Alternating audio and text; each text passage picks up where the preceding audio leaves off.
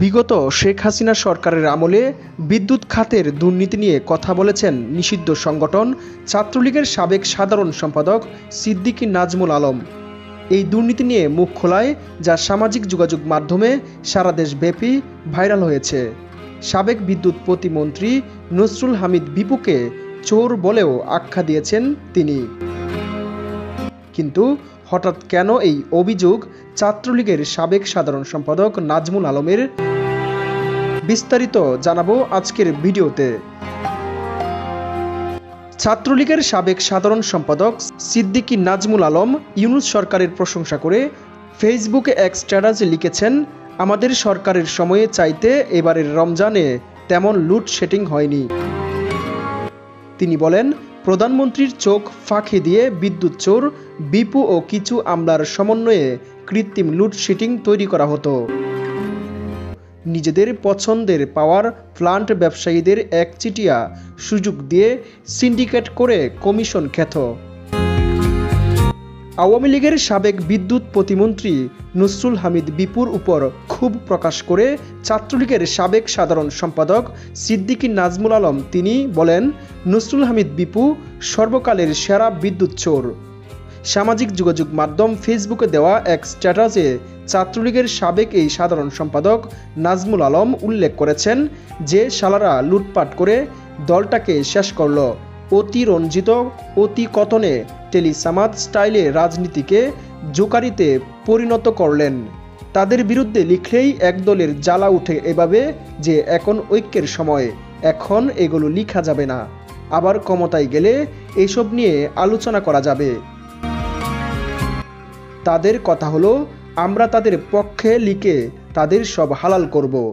আমাদের পরিবার জীবন দিবে আর তারা শুটেড বুটেড হয়ে আবার আমাদের নেত্রীর চারপাশ দখলে রাখবেন।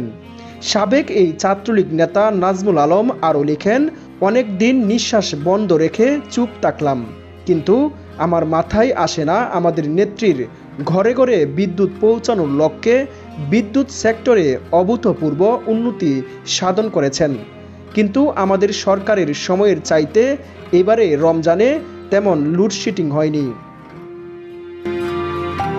তার মানে প্রধানমন্ত্রীর চোখ ফাঁকি দিয়ে বিদ্যুৎ চোর বিপু এবং কিছু আমলাদের সমন্বয়ে কৃত্রিম লোডশেডিং তৈরি করত। বড় ব্যবসায়ী বংশের রাজনৈতিক নেতার ছেলে ছিলেন। আমাদের নেত্রী ভালো চিন্তা করেছিলেন, মনে করেছিলেন বড় লোকের ছেলেকে দায়িত্ব দিলে দুর্নীতি করবে না, কিন্তু নেত্রীর বিশ্বাস ভেঙে দিয়ে সর্বকালের সেরা বিদ্যুৎ চোরে পরিণত হয়েছেন বিপু। ফেসবুকে নাজমুল আলম আরও লিখেন, শুধু বিপু চোর নয়, তার পুরো পরিবারটাই চোর। ওদের গত 10 বছরে চলাচল দেখলে মনে হয় বিপু রাজা আর আমরা প্রজা। বিপুরা ক্ষমতা আর টাকার কারণে নিজেদের ঈশ্বর মনে করতেন, এর ফলে আমরা ধ্বংস হয়েছি। ফিলিস্তিনিদের রক্ষার জন্য যেমন আবাবিল পাখির অপেক্ষায় বসে আছে মুসলমানরা, তেমনি আওয়ামী লীগের লোকজন প্রতিবেশী রাষ্ট্রের অপেক্ষায় বসে আছে যে তারা আমাদের দেশে ফিরিয়ে নিয়ে যাবে।